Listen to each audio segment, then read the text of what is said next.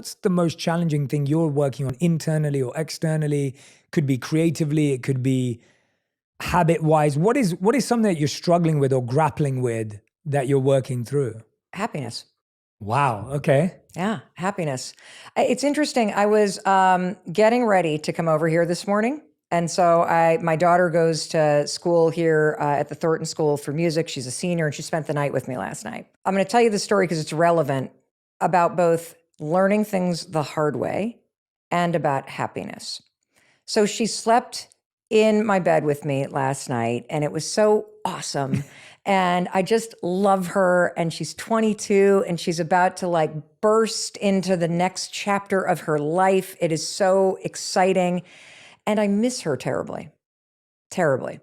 And I'm going to get like totally choked up when I think about it because I live on the other side of the country. And I think one of the hardest things that you have to do in life, if you really love somebody, is to encourage them to leave, to encourage them to grow. Woo! When you talk about happiness, it sounds like you believe you deserve it, and you sound like you believe it's yours for the taking. Like it's like it is a clear goal, direction, it's there. Yeah. And I think what's happened is subconsciously or consciously, so many of us don't feel we deserve happiness, or we don't feel we're worthy of happiness, or we actually think mediocrity is a safer place to live because then we don't have our expectations being unmet. We don't have the fall of, I wanted this, but I got this. Right. And so I had a friend the other day who sent me a message and he said, take a look at this. And it was all about how really we shouldn't strive for happiness. We should strive for mediocrity because mediocrity is where most people will end up. So that was that the take. sucks. Literally, this is the message. So my friend messaged me, he goes, what do you think of this? I think it sucks. That's what right. Mel Robbins thinks. I think it's the worst advice I've ever freaking heard. How about that? It's the dumbest thing I've ever heard. Here's the thing, Jay. So one of the things I also wanted to say is that I'm 54 and it's taken me a long time to figure out that I was actually not a happy person. And I don't think I really truly understood what happiness is. Jay and I will both tell you guys that you put all this effort into writing a book, it publishes, you're like, okay, now what? Yeah. It's true. Yeah. And we want it to be something else. We want to think that there is this silver bullet that if you get to the mountain, if you launch the podcast, if you meet the person of your dreams, then you'll be happy. And the truth is, for me personally, happiness was really about ending campaigns of misery in my mind. Mm. It was about identifying where I was arguing against myself and my potential. Mm-hmm. And it was allowing myself to get back on the trail or start walking across that bridge.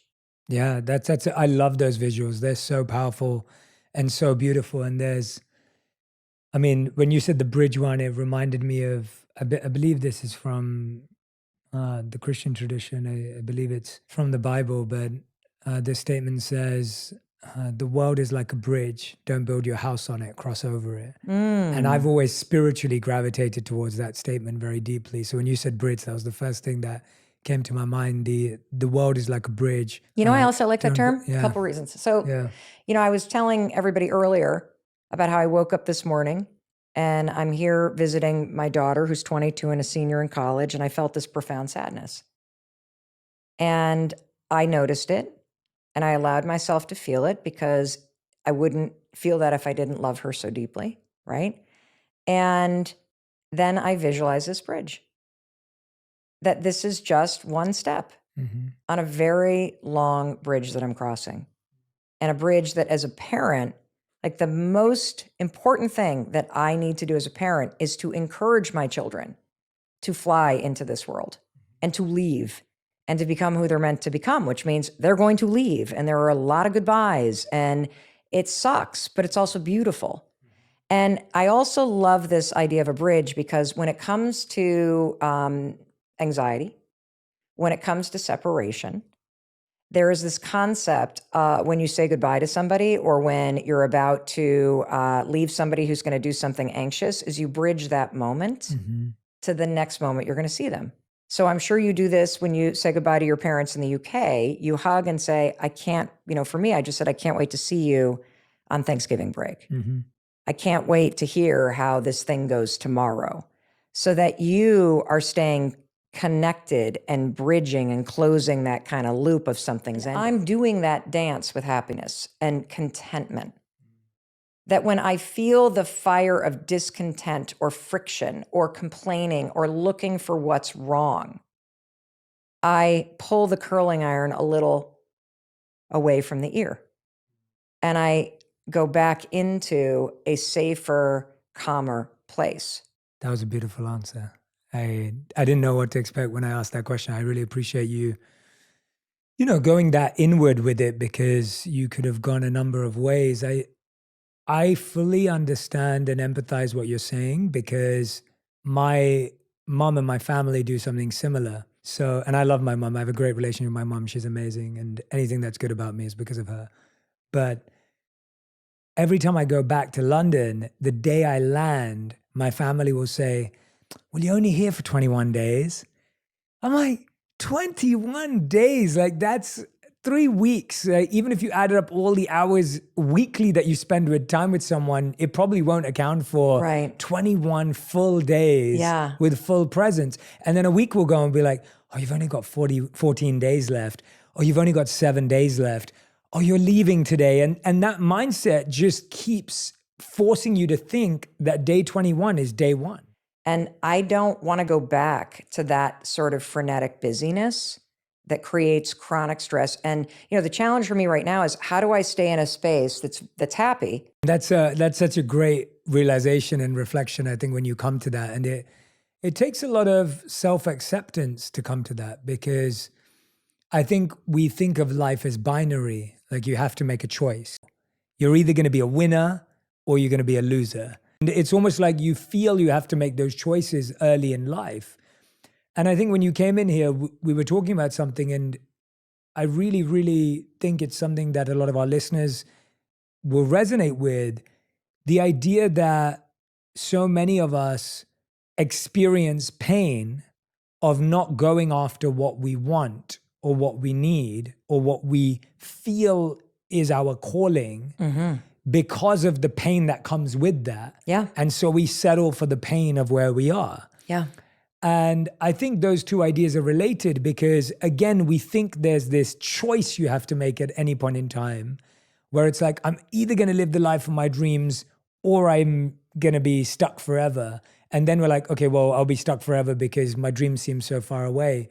I remember being there, and it's always hard to help everyone who's listening realize how much I felt that way. I can't believe how choked up I'm getting about this, because this just happened this morning, and I was laying in bed and she's sound asleep, like sprawled out like most 22-year-old sleep and sweating and, just like this. And I thought, oh, I want to take a picture of this moment. And then I thought, no, she's going to kill me because she looks terrible. And you know how that rolls when you're 20 years old. And so I closed my eyes to just capture the memory. And I thought, why is it that I am always gripping onto the thing that makes me unhappy? What is it about this campaign? I call it the campaign of misery. Like, instead of focusing on the fact that here I am, first of all, lucky enough to be in Los Angeles, to be able to have the means to go see her for Parents Weekend, that I have a relationship with her where she would want to come and just snuggle up and spend the night, that she is pursuing her passion and dream of being a singer-songwriter, that she is just killing it. She's happy. Why am I always defaulting to the loss? Mm. And so when I say that I'm working on happiness, what I've realized about myself, Jay, is that I have done a lot of things in life, but I've spent the vast majority of my life being so busy and keeping myself so busy as a means to outrun, I think, a deep-seated unhappiness. Mm. And that when the pandemic hit and I had to slow down and I had to truly say to myself, okay, you can't go anywhere. You cannot regulate your anxiety by running to Target. You can't catch a plane. It's you And you're like you and yourself right now, Mel, and all the coping mechanisms that you used to have that distracted you from the fact that you're just not that happy. They're not there anymore. And unless I want to drink myself into the ground, which I don't, and numb it, or hit the vape pen or take a gut, like, unless I want to numb it, I got to deal with it. And so I've spent the last 2 years, and I continue to focus right now on the number one goal that I have, which is to learn how to be happy and content wherever I am. And so this morning is the perfect example of catching this profound sadness, which is part of the human experience. Deeply missing somebody is also about loving them, right? Maybe I'm using the wrong word. Maybe the word is the problem, because I always associated happiness with like parties and laughter and like I'm just like full of joy and I just, it's like this very positive thing. And again, I am a positive person. I'm a very optimistic person. But if you were to put a speaker on my head and broadcast the things I said to myself, you would literally check me in to the 7th floor at Mass General Hospital in Boston, Massachusetts, because it was a constant drumbeat of negativity. And as I, one by one, Jay, started to fix the problems in my marriage and my finances, with my anxiety, as I built a business, a lot of people are surprised to learn that most of what you see that I've built has been built in the last 6 years, literally. And so as I started fixing things outside, that default drumbeat did not go away. It just was a situation where I no longer had anything outside of me that was rationally wrong. So I turned it back on me and just started hammering me in crazy ways. I'll give you an example. So this is where I started to have this breakthrough. So I was sitting, my husband and I have just bought a house in Vermont. And I know you guys, are in your new home. It's an incredible thing to do. It is our dream house. It's the house that his parents built.